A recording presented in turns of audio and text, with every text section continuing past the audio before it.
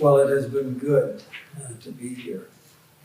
I was blessed, Lonnie, with your inspirational thoughts at the beginning, and particularly just want to affirm one of the things you said there about mission. In the English translation of what we know as the Great Commission, the imperative is that first word, go. And we tend to think that means that mission is somewhere where we go away. And it's just good to hear your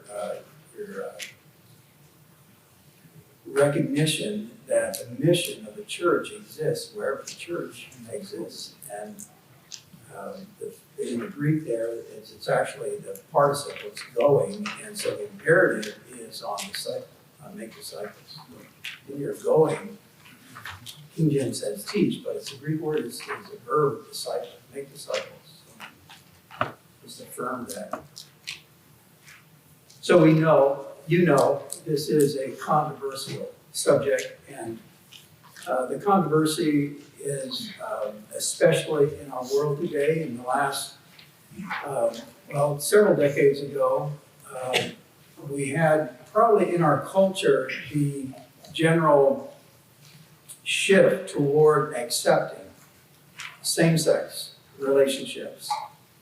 In the last decade, what has really been pushed is the transgender issues and identities. And so I'm going to be focusing more on that. I'm going to tell you up front here that in my own experience and interaction with people, I've interacted more with the same-sex attractions than with the cross-gender and transitioning and so on.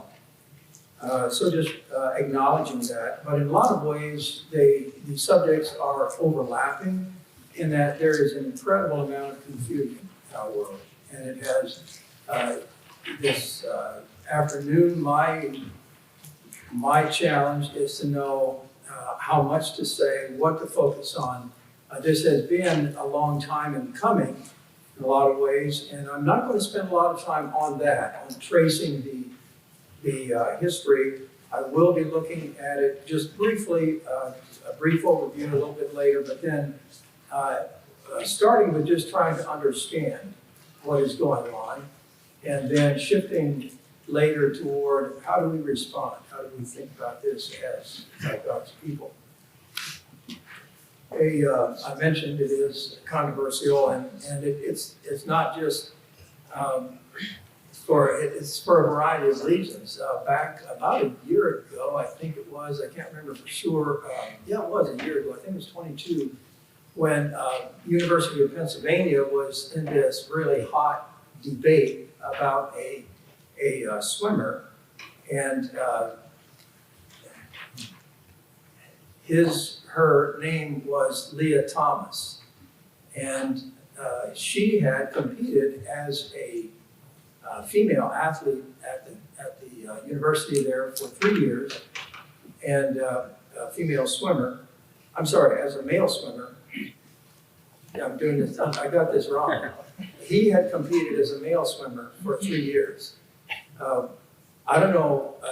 The way I understand, he wasn't breaking any records, and anyway, transitioned then in his senior year to becoming a woman, and then was breaking records, setting records, beating all the ladies, and creating this huge stir.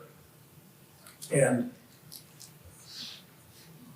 she said, I just want to swim as I am. And yet, again, creating a lot of distress, even on their team. There was division because none of the other ladies could win in the competitions. So those are some of the kinds of things where people are struggling. And just noted an article title in just recently saying that Republicans have like 28 states. They are trying to change some laws in relation to the LGBTQ. I checked into it a little bit, and actually most of them have to do with trans issues. And some of them are legislation to protect in the sports that you have to compete with your biological sex. And so when the initial article, it sounded like the Republicans are really bad people because they're trying to block everything and so on. And yet finding out that they actually are trying to address this issue and how it plays out. And I'm not making a statement here about Republican or Democrat. Just so you know, Brother Dean. And thank you for your talk, Dean. Just really appreciated what you had to say there. So I'm going to be starting here looking at terms and just helping us to think about understanding first, and then we'll looking at responding later. I'm going to go through this first section more rapidly. But starting out here with sex versus gender, I'm relying for some of these definitions on a book called Embodied. And that's the title of it, by Preston Sprinkle. You may be familiar with the author. Not here trying to promote him. There's controversy over his positions and so on, but very helpful. And he says sex and gender actually used to be synonymous. We didn't really make a distinction between those terms. We either one referred to male or female. But ever since the late 60s, he says the terms sex and gender have been used to describe different aspects of our male and female experience. So, by the way, I did bring a handout along. I think most of you have one maybe, and just fill that out as you go along, or take notes or don't take notes as you wish. Some people say they can't write and think. Please think, okay? So, sex refers to a person's biological status. It is typically recognized as male or female, sometimes intersex, which is not a different gender, it's a combination of sexes, okay? So there are a number of indicators of biological sex, including sex chromosomes, gonads, internal reproductive organs, external genitalia. I'll look at that just in a moment here. Sexual dimorphism, which this is quoting Sprinkle now, he says, among non-intersex humans is an established, observable, objective, scientific, the earth is round and not flat sort of fact. Okay? So sexual dimorphism, when we say sex, there is male or female. There are characteristics of male, characteristics of female. On occasion, in our biology, there are some, I was going to not make there, we have genetic problems, okay, mutations is what I was going to say. So we have a number of things happen sometimes, but again, that's simply a mixing of the two sexes. So determined by the presence or absence of the Y chromosome, and so we have the XY is male, XX is female. So anyway, I won't go into explaining that. The internal then reproductive organs, the external sexual anatomy, and then the endocrine systems that produce secondary sex characteristics. So secondary sex characteristics would be things like facial hair for men and so on. So sex is determined by physicality, and it is the earth is flat and not round kind of fact. It's either male or female in terms of sex. So that's a term that is used for that. Gender, however, has been differentiated from sex. So gender referring to the psychological, the social, and cultural aspects of being male or female. So the way people think, the way they interact, and how culture tends to gravitate toward particular expressions of the genders. So what is typically male, what is typically female, often defined in a culture. And you'll see some variations there, they're spread, but that term now is used more for that psychological, social, cultural aspect. Gender identity then is the psychological side there. So this is the internal sense, and this is what people who are feeling like a different gender talk about. And they say, well, yes, I was always told that I was a male, but I've always felt like a female. So that's the psychological side. The gender role then refers to those other two, the social and cultural aspects, masculinity, femininity. I'm not going to try to unpack those. It gets complicated in many ways when we think about culture and gender. And I just am saying that all cultures have some kind of activities, appearance issues, those kind of things that tend toward the genders. But there's overlap. And many times they differ from culture to culture in some ways, but often there's a similarity. But even in our culture, it's amazing how these things get ingrained in us. So you notice the colors on the XX, XY. You notice that, the blue and the pink? Right. It's just fascinating. You can check this out. But back about 100 years ago, it was reversed. And so pink was for boys and blue was for girls. And it got changed actually through advertising. Right? That's hard to believe, isn't it? Doesn't pink seem very feminine? Right? But our culture has kind of assigned that, and it's just ingrained in us. And it's not an issue of right or wrong, it's just a kind of a cultural thing. Gender dysphoria, then, our subject. Gender dysphoria is the distress when biology and internal gender do not match. So I want to say here that probably for most of us, when we think about this being actually a distress, probably most of us say, how can this be? And in the process of talking about this, I never know for sure how much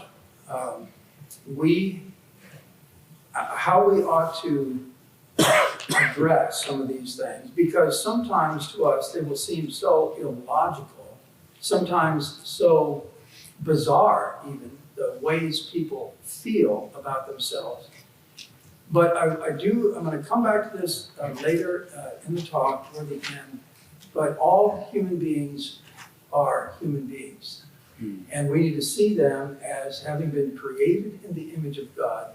And instead of making fun or even sometimes bullying by our arguments, we do better to try to first understand them and listen to them. So I'm just urging us while we're talking about that. Gender dysphoria, why would somebody have this kind of distress? The reality is that for some people this is a deep distress, and we need to recognize that.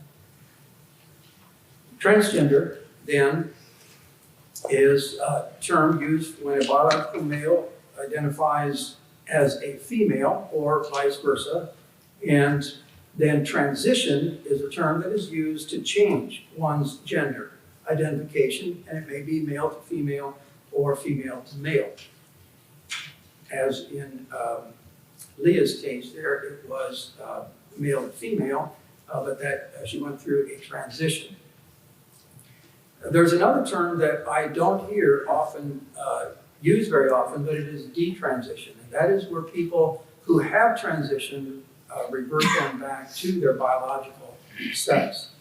And I don't have quotes along here today, but there actually are organizations that are now being formed by people who transitioned typically as adolescents and regretted it later in adulthood, and they formed organizations trying to be heard about how difficult, how damaging it was for them to do this. And one that I read about, he said he doesn't know how many there are. He was based in England, how many there are in England, but he said there are thousands of us. And in their organization, they do have thousands of members. So it is the term that is used for reverting. Non-binary, then, a person who does not fit into, again, this is by perception. They do not fit into the male-female categories. That we're not talking about the sex categories, but the gender categories. So they would say, I don't identify as either a male or a female, or identify as a male and a female, or sometimes male and sometimes female. And they're just a variety of terms that they use. Gender queer is one, gender fluid, pangender. These are just examples of terms that they use when they say they are non-binary. They don't fit into the two categories of male or female. And once this has opened up in our culture, the amount of distinctions and so on that people have when they base their gender on their feelings has just mushroomed into all sorts of, what is it? Facebook now has 50 or so things that you can identify with, or some dating sites, Tinder. Some dating sites have just, again, multiplied with the amount of particular ways in which people identify. The gender queer, I want to say here, with the gender queer is a technical term that they use in which they purposely chose it. It's not a term that has been put upon them. It's a term that they have chosen to indicate their resistance to the established way of thinking about gender. So I'm just saying that if a person identifies as queer, they're not trying to be funny or trying. When we think about the use of that word, it's often different than how they are thinking about it. So again, with trans person, sometimes used trans man, trans woman. So in the case of Leah, he would have become a trans woman. Okay, that's the term that is used for a person who has gone from male to female, a trans woman. Cisgender, you might have heard that. It's a term that is used for a person who is comfortable with their biology. It was initially, I think, used by the LGBTQ, maybe the T particularly, community, as a bit of a derogatory term, cisgender, but it's actually become more mainstream the way I understand. Often used as cisgender or sometimes just cis is the term that they use. Intersex, I mentioned earlier here, a person with atypical sexual anatomy. Sprinkle says, actually quoting other people, he says 99% of people with an intersex condition are biologically male or female. So I just want to pause there before I finish what he says. 99% of intersex are biologically male or female. So they put into the intersex category people who have only minor, very minor. They identify clearly as a female, live as a female, and so on, but may have some atypical anatomy, or and so it's really not it's not in their minds even a confusion of the sexes of male and female. But he says 99%, and then the other 1% are both. So there are times when there is a mix, but when you look at combination of the two, it is a very rare condition, and it is a genetic condition. We live in a world where we have other problems with our anatomy. We're born that way in ways that are often distressing.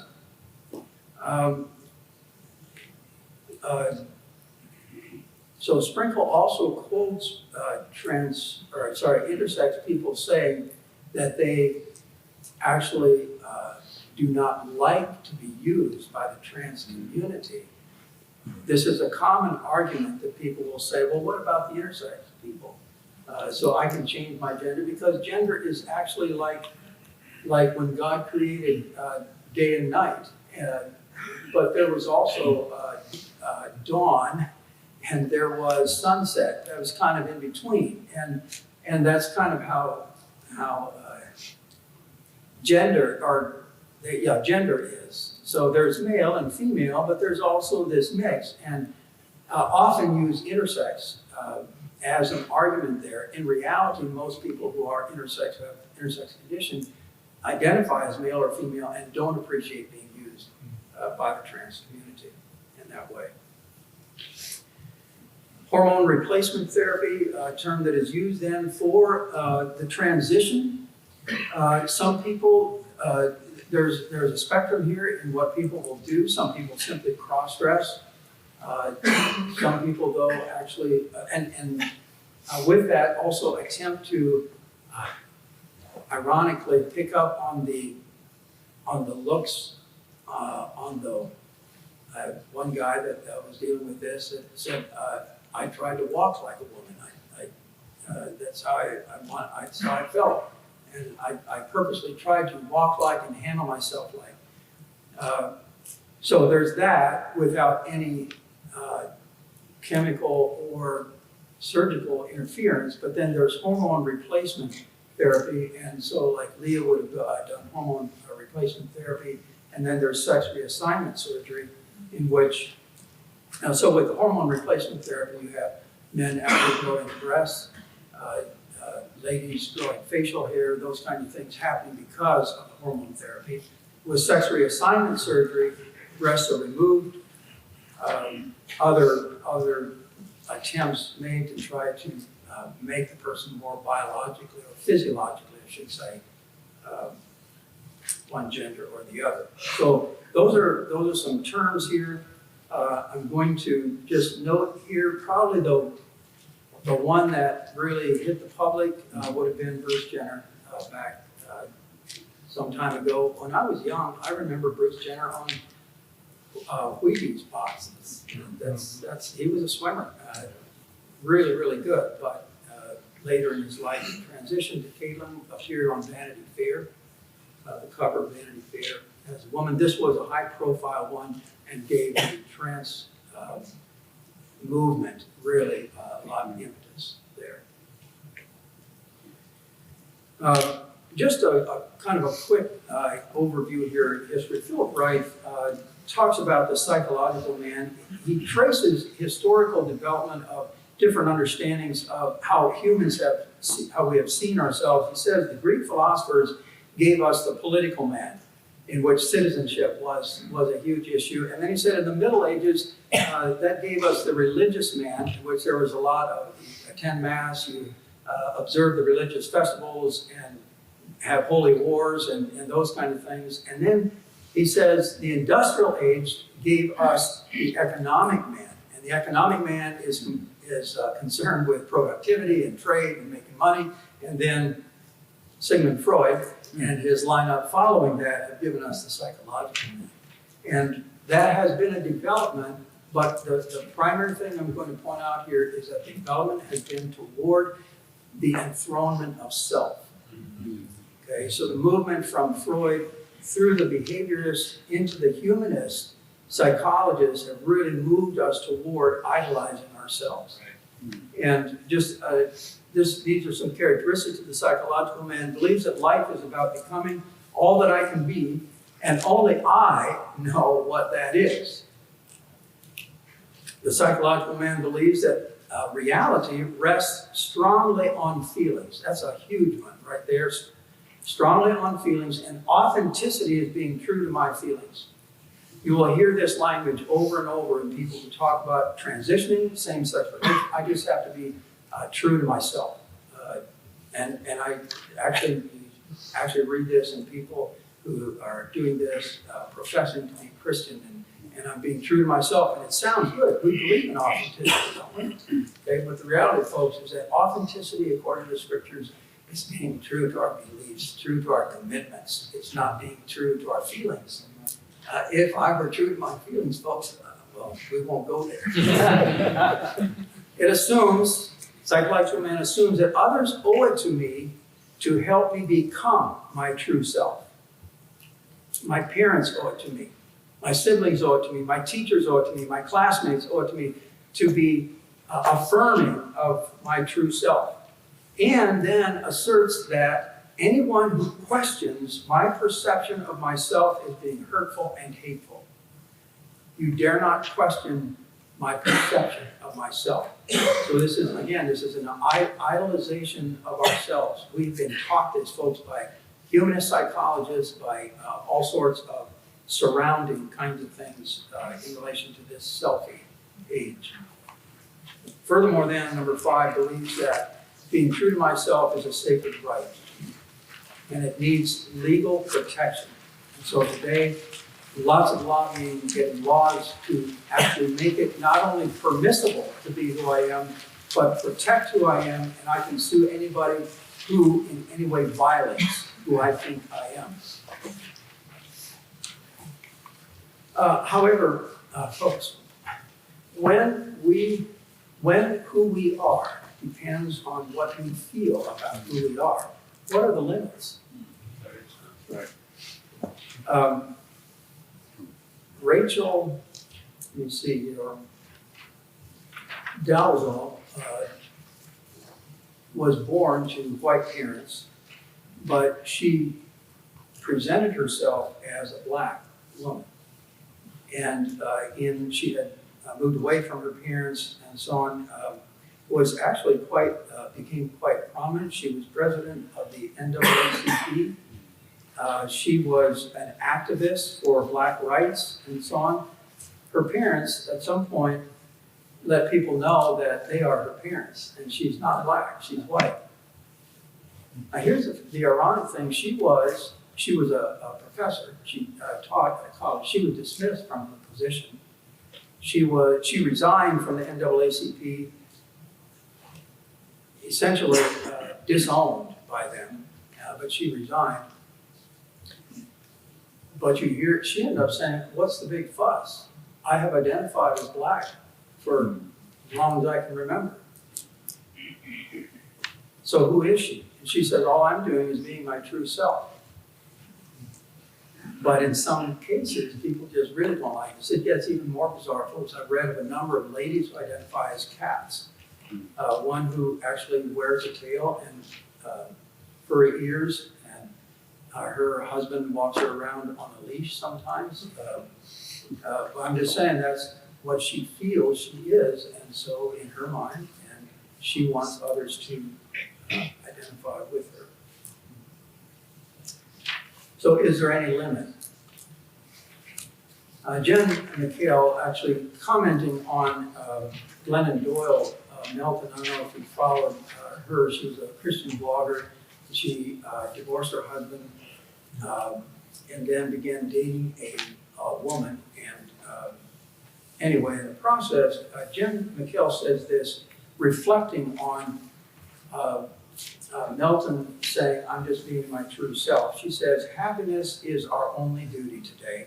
Self-betrayal, our only sin. It's not simply that the lines of morality have blurred in modern times, making truth relative. It's not even that religious belief has waned. Rather, the good life has been radically redefined according to the benefit of the individual, while the former measures of flourishing, God's glory, society's health, and the family's well-being, have been displaced.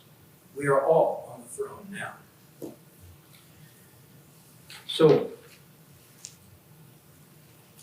rapid onset gender dysphoria.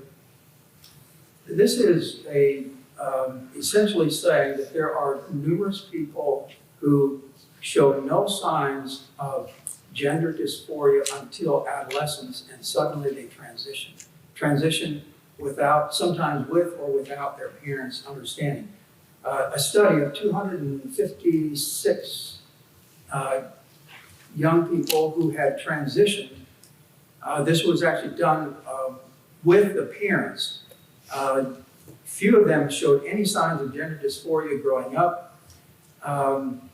Their new gender identity just kind of all at once, girls said, hey, I'm a boy. And it was just kind of out of the blue. Many of them, if not all of them, had school friends who were trans. Many of them became more popular after coming out.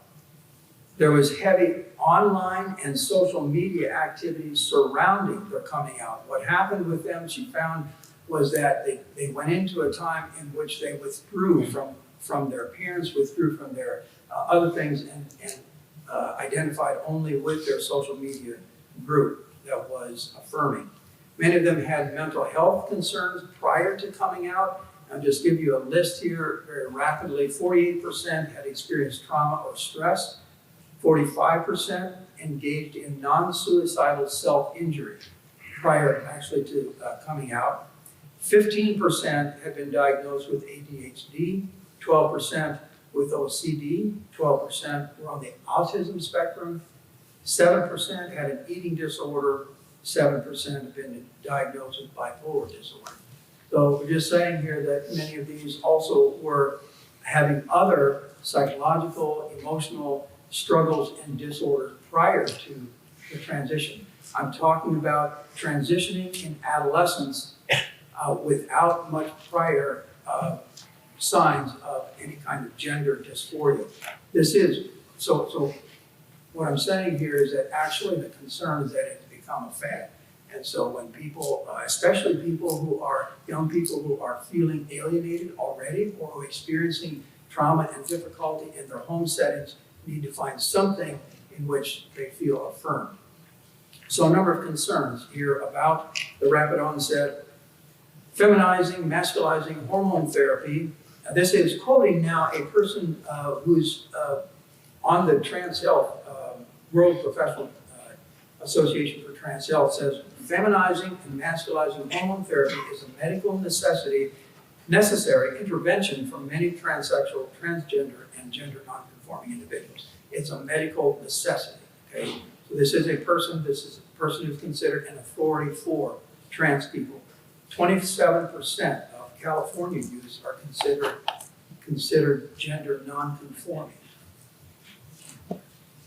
That's a statistic just in the last year or two here. Joanna Kennedy, a director again for the Trans Youth Health and Development, says adolescents actually have the capacity to make a reasoned, logical decision. These are people who are advocating for transitioning. And she doesn't, quote, see any problem with removing the breasts of a 13-year-old wrestling with their gender. If you want breasts at a later point in your life, you can go and get them. This is language that is being used by people who are professing to understand the transgenders and promoting transitioning. Currently in Oregon, 15-year-olds can medically transition without the consent of their parents. And I should add here that parents, I do have it on the outline, parents who do not consent may lose custody of their children.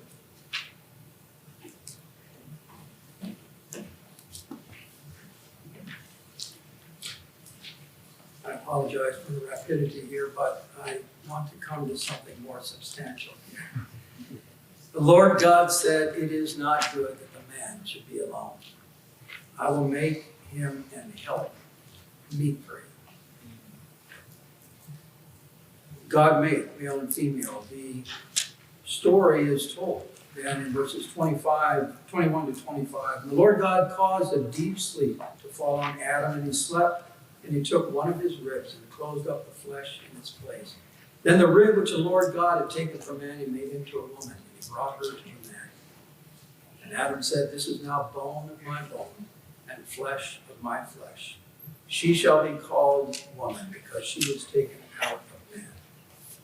Therefore a man shall leave his father and mother and be joined to his wife, and they shall become one flesh.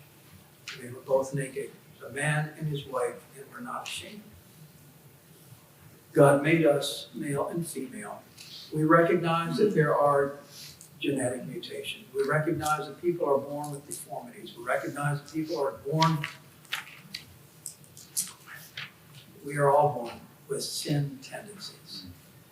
Okay, our problem is not, we've actually, unfortunately in our world, made false categories. I think even homosexual and heterosexual, which were Freudian, by the way, he's the one that coined those terms, is actually confusing the issue. When we talk about sexuality, I like Christopher Yuan, who says the issue is either holy sexuality or unholy.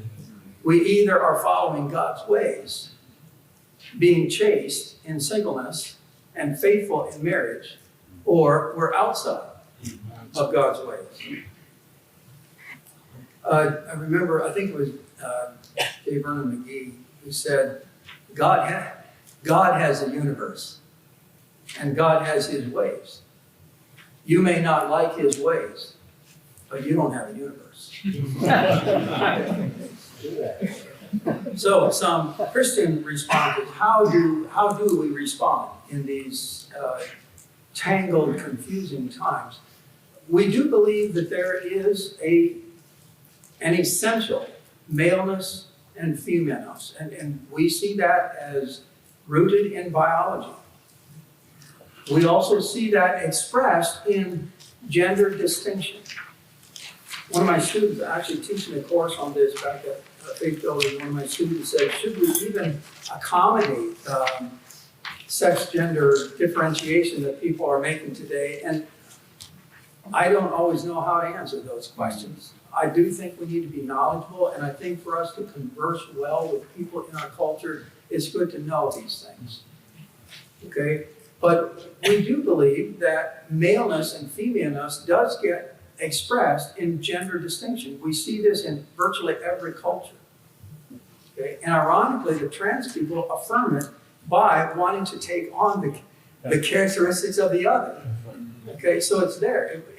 It wants to be expressed in particular actions, and often those are somewhat culturally defined, and yet it's there. We want to be known as men and as women. So expressing cultural distinctions suited to male and female roles.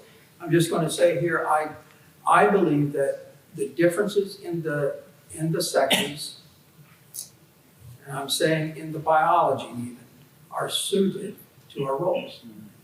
I don't have time to unpack that. I'm just saying that I think it's something we need to look at. I just came across a book a year ago or so on leadership and leadership and the genders, and it was not written from a Christian perspective, but it was amazing how the guy pointed out the differences in male and female, the studies that they've done, and his point was how to utilize those in the corporate world. Okay, what can you expect from a woman that you can't actually expect from a man? I'm just saying it's rooted actually in our biology. We also believe that God's guidelines are intended for human flourishing. I just insert here that when God puts guidelines around our sexuality, and he says, for example, if we can just narrow it down to being chaste as single people and faithful as married people, those are God's guidelines. He doesn't do that to restrict us from things that would be good. He actually does it for our flourishing. I just had a man recently who has dealt with same-sex attractions for all his life. And he told me, he made this point. He said, it's hard, but he said, I've come to believe that it's actually for our flourishing. And he's saying from the standpoint of never marrying. He's just recognizing the difficulty, but saying that. We also believe that cultural deviations bring additional confusion. Specifically, unbridled sexual expression corrupts maleness and femaleness. All you have to do is read Romans 1, and you'll see that. But unbridled sexual expression, folks, ends up destroying men and women. That's right. Selfishness and sin can damage gender development, twist what seems natural. And so we don't always know that one of the big questions is, are people born this way, or do they get this way? Are they twisted into this? And I'm going to say, folks, that I think that is a question we don't have to establish. I actually think it's way more important that we say, well, how does God want me to live? And follow what God says about how we are to live. And I will say that there are people, both trans people as well as same-sex attracted people, who have become Christians and have said that. They said, it's not an issue of doing what I want to do, it's an issue of me obeying Jesus, of following the directions of God. That's where we find our flourishing. We believe that Christians should affirm male and female distinctiveness. It's a right thing for us to do this. Now, I want to insert a caution here. That doesn't mean that our particular ways of understanding how maleness and femaleness gets lived out in the kitchen or in the barn or on the workplace or whatever else has to always be the same. Typically in conservative Anabaptist groups, the ladies do the cooking. The truth is, folks, there are a lot of good male cooks, okay? And there's no problem with a man. It's not being effeminate to be a good cook. So I'm just saying, even we have to be careful that we don't assume that suddenly the way we distinguish here is automatically a moral issue or somehow blurring something here. Those kinds of things that are not moral issues do have fluidity there, and we can enjoy that. We also believe that we should protect children and adolescents from distortions of true masculinity and femininity. And I'm going to just list a number of them here. Women as objects.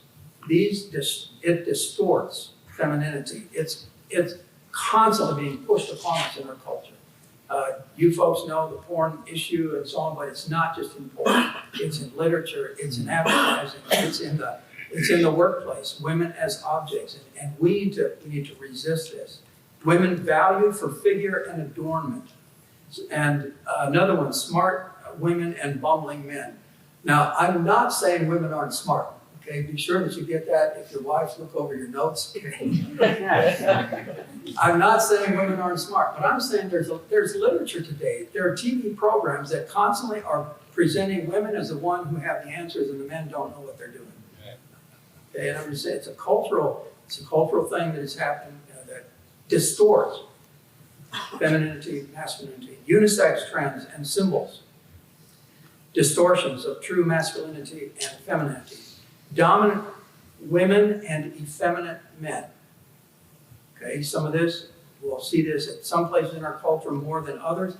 And then dominant men and subservient women. Now, if you agreed with the other one, be sure you agree with this one. Okay, This is the one we've got problems with. Among conservative groups, many times it's dominant men, and we expect wives just to obey in our way of thinking. I want to insert here, I can't unpack this, but study submission sometimes. I think we need to rescue that word. Okay? The reality is that submission is actually freeing. It actually is bringing our gifts and abilities under. Literally, the Greek word has the idea of arranging under. And it's intended to utilize. The truth is that all you men at some point have to submit to.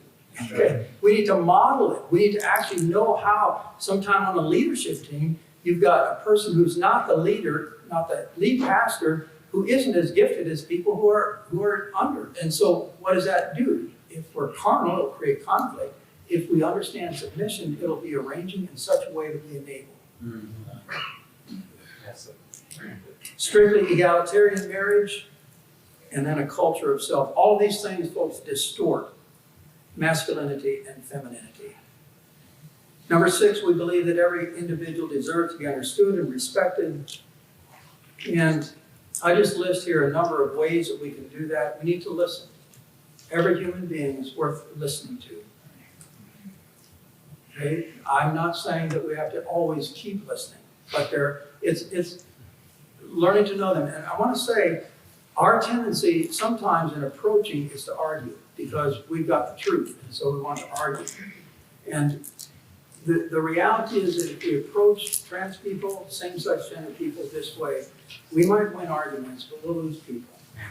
And so listening, relating, being willing to engage with them, it's not always easy. I had an old guy that I was helping in our community, just helping, and he had heart issues and so on, and I cleaned the leaves out of his gutter and so on. And I came to him one day, I was going to introduce a guy who was going to do some work for him, and he came to the door, and this guy was bald. I mean, I'm sorry, he was before this.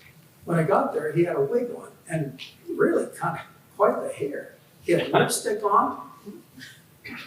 He had a figure that I hadn't seen before. And I didn't know quite what to do. I said, Dan, this is, and I named the guy that was with me, and I said, this is Dan. I was hoping I was doing okay, because I didn't know what was going on. And I made a comment, I said, so you got hair now? And I was grinning at him and so on. He said, yeah. I said, it's temporary. So I didn't know, I had no clue. I had this guy with me and didn't want to make a scene and so on, but went back to visit him later. Actually, this friend of mine actually went to him a couple weeks later, and he said he's still like that. I said, I have no clue what's going on. So I went back to him later. Well, then he was Dan again. So I don't really know what's going on, but I'm not going to back away from engaging with him. Right. I'm going to keep interacting with him. I intend, somewhere along the way, then to say, Dan, tell me about this. We need to be willing to engage with people. Dan is a man that has lived alone for some time since his wife has died, and he has just been so appreciative of things that I just go and just help him with some things because he can't do things. So engaging. Okay, we one more here. We need to point people to Jesus. Sometimes I just want to insert here, I know you folks are disciples, and I laud it. I'm just all for it. But be careful that your goal isn't to bring them to your church. Your primary goal. That's right. Your primary goal is to point them to Jesus. Yeah. My interaction and people in our community, I interact with numerous people in our community, and I have determined that wherever I see Jesus, I'm going to celebrate that and bless them and encourage them to walk with Jesus. Thank you for your attention. God bless you.